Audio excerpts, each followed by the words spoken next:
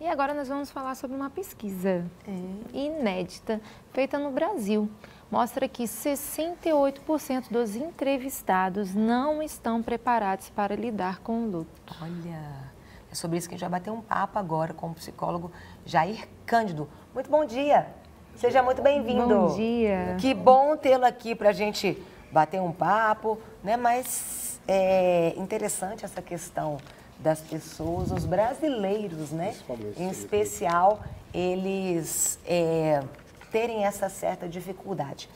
Eu queria começar perguntando se isso vem algo de hoje, porque hoje eu não tenho visto, por exemplo, né, eu sempre comento aqui, os pais levarem os filhos a um velório. Né? As crianças, elas não veem mais um defunto, não vê, não, é como se fosse um pecado, não pode ver, não pode. Na minha época, a gente via, né? Aquilo parecia ser algo mais natural. E quando se retira isso, você acaba interferindo em algo ali para o resto da sua vida? Sim. É interessante. Você falou aí dos brasileiros. Na realidade, a visão sobre a morte é uma questão cultural, né? Sim. Diria que é mais dos ocidentais essa visão. É porque a pesquisa, né, teve feita no como Brasil. universo os brasileiros, mas é a visão ocidental.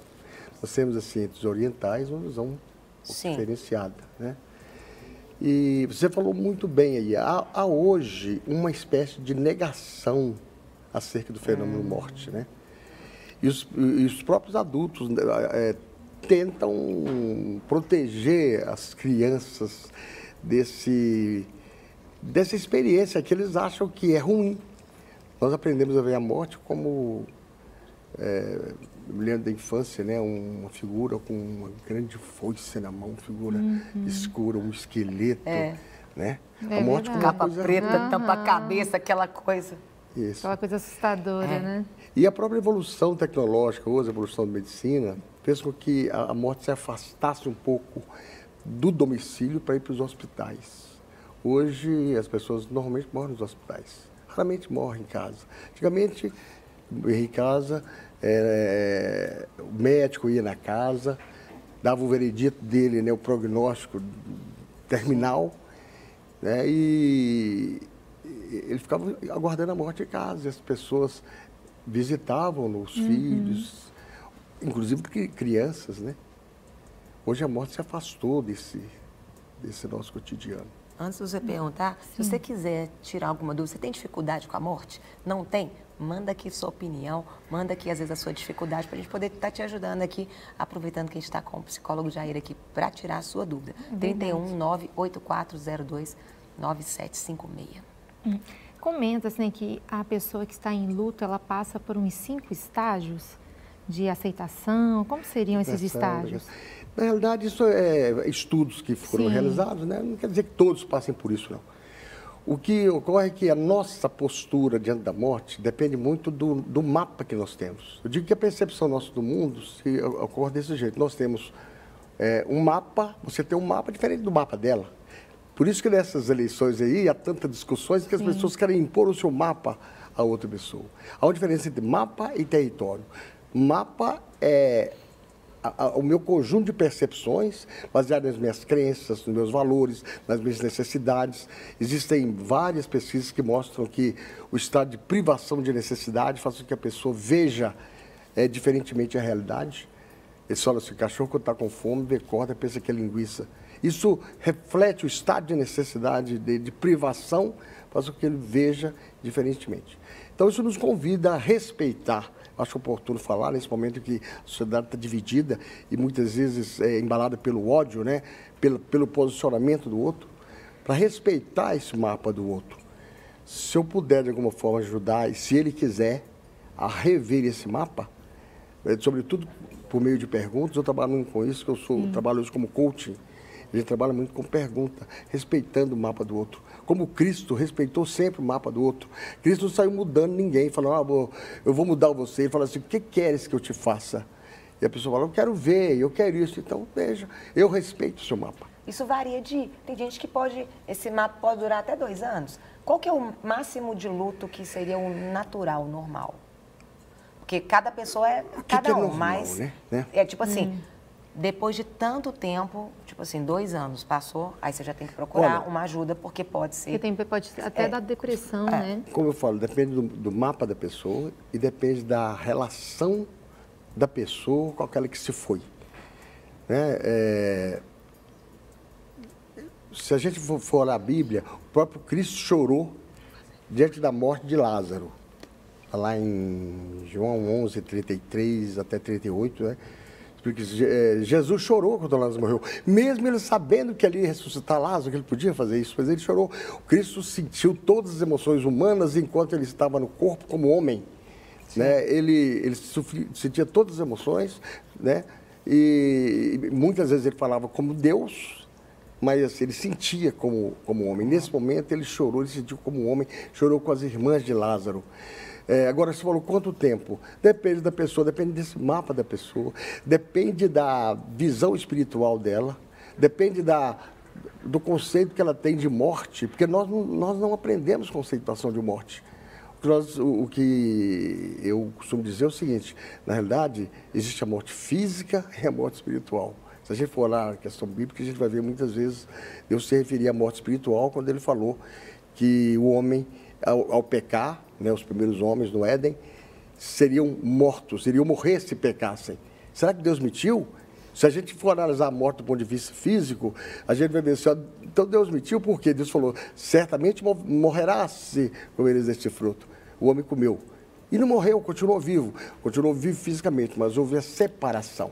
Então, essa visão, nós não somos educados hoje, nós temos uma visão, uma perspectiva apenas do ponto de vista material entre a vida e a morte. E nesse ponto de vista, costumo dizer o seguinte, que nós começamos a morrer no momento em que nascemos e só paramos de nascer no momento em que morremos. Isso considerado o ponto de vista físico da morte. Porque, na realidade, nós sabemos, eu tenho a minha convicção, o meu mapa registra isso. Sim. Que depois da vida nós permanecemos, porque nós temos uma alma imortal e temos um espírito imortal que permanece depois da morte. Isso faz toda a diferença, embora haja tristeza, como Jesus sentiu, mas há essa visão supernatural, sobrenatural, acima do homem como algo imortal. O ser humano não morre. Né? Sim. Eu queria colocar essa primeira tela aí, que fala o seguinte... Solidão no luto, né? A informação, dificuldades dos brasileiros para lidar aí com a morte. Entre os principais resultados do estudo está aí a baixa presença do tema no dia a dia. As pessoas não falam sobre a morte no cotidiano. 74% das pessoas não falam sobre a morte. Sim. Pessoas temem falar sobre a morte. Existem 2 aspectos. A morte do outro e a morte de si mesmo. A morte do outro, sobretudo, se for alguém muito querido, que ele teme a perda do contato com o outro, que não tenha certeza de que vão se encontrar mais. Perda, não sabe quanto tempo, se vão se encontrar, quanto tempo depois. E a perda de si mesmo, e depois desconhecido, que mesmo não conhece. Por isso que é necessário estudar mais a morte, deixar que o Espírito Santo fale em nosso coração acerca da morte, porque tem questões que estão sobrenaturais mesmo. Então, as pessoas, às vezes, por falta dessa segurança, preferem esquecer, não falar sobre o tema. As pessoas não podem ficar preparadas para a morte. A pessoa pode se preparar. Eu acho que essa preparação, ela precisa ser cotidiana, no sentido, exatamente, conversando mais sobre isso. Um filósofo oriental... Se tornando algo mais comum. Um filósofo disse o seguinte, tão idiota o homem que teme a morte, para ele, né, tão idiota como o sol que teme o ocaso. Eu não seria tão duro dessa forma. Eu acho que não é questão de idiotice ou não. Acho que é questão de mapa mesmo, do que ela aprendeu durante a infância, do que ela viu falar sobre morte, que viu a mãe e o pai falar sobre morte, do que ela ouve até hoje falar sobre morte, dessa fuga. Né? Nós, fisicamente, nós estamos morrendo agora. Eu estou morrendo agora, fisicamente. Muitas células minhas já morreram e outras nasceram. A biologia explica que de 7 em 7 anos há uma nova formatação no seu corpo, somente as células do cérebro que guardam a lembrança, então, que permanecem desde o início.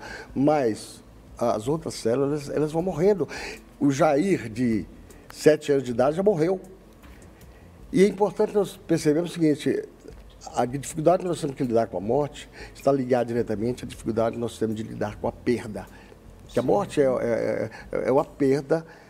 No dia a dia, já nós perdemos muito. Eu me aposentei, eu perdi, morreu o profissional Jair, mas eu permiti que nascesse outro, porque eu não me entreguei à morte. Nasceu um outro, produtivo em outra área, criei minha empresa. Falei, agora eu posso servir mais a Deus. Comecei a estudar mais, hoje sou pregador itinerante, sabe? Dei uma nova vida.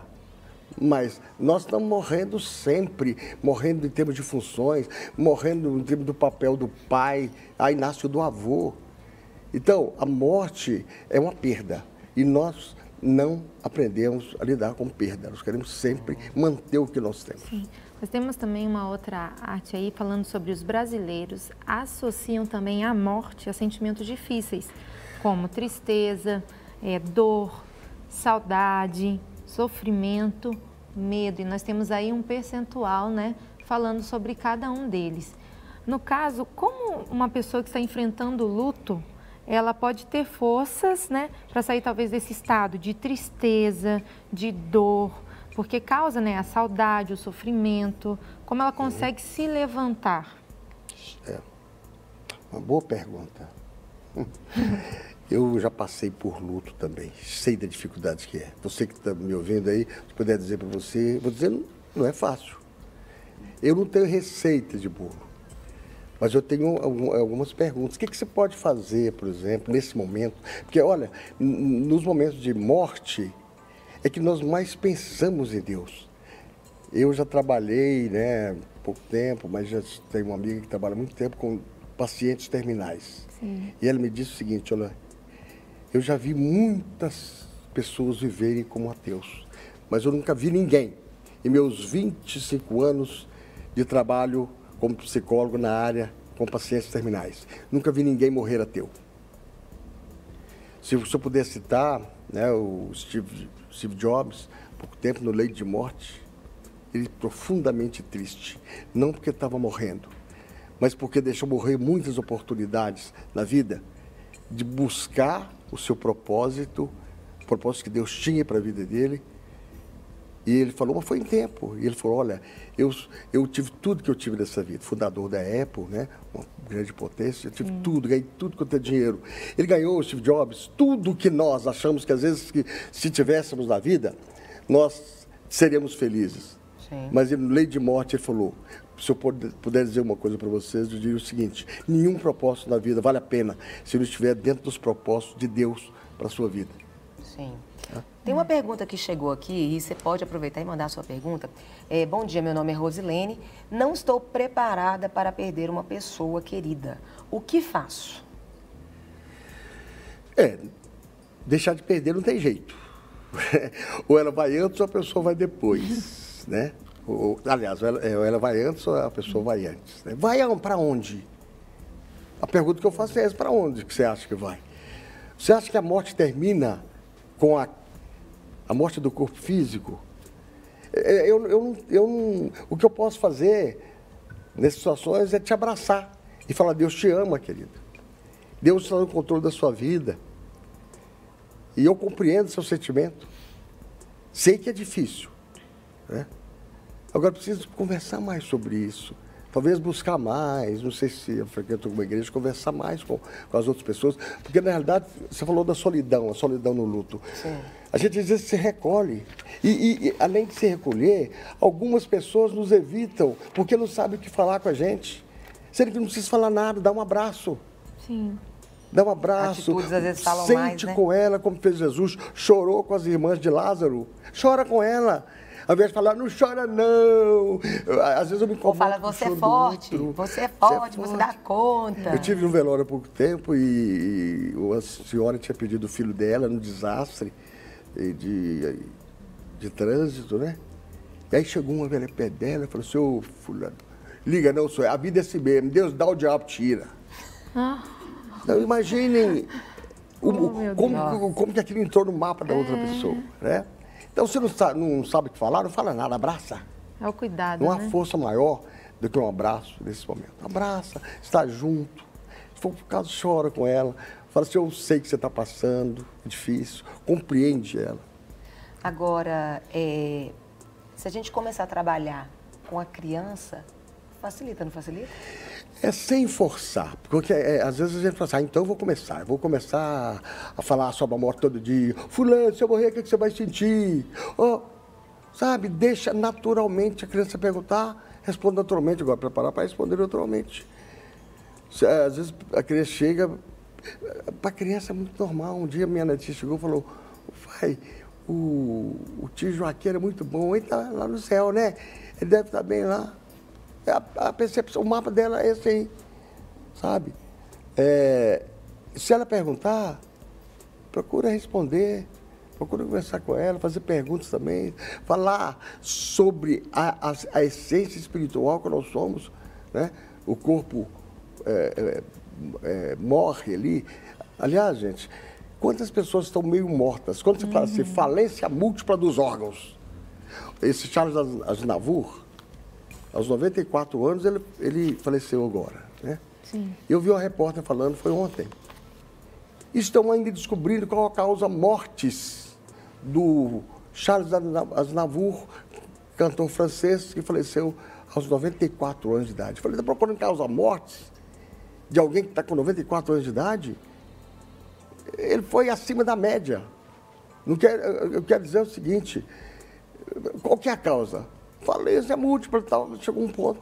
Então, alguns órgãos falecem antes. Alguns órgãos precisam...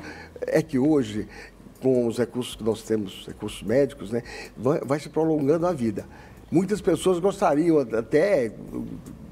Tem gente que fala que ele tem dinheiro para manter uma pessoa viva até que a medicina encontre uma forma de ninguém mais morrer.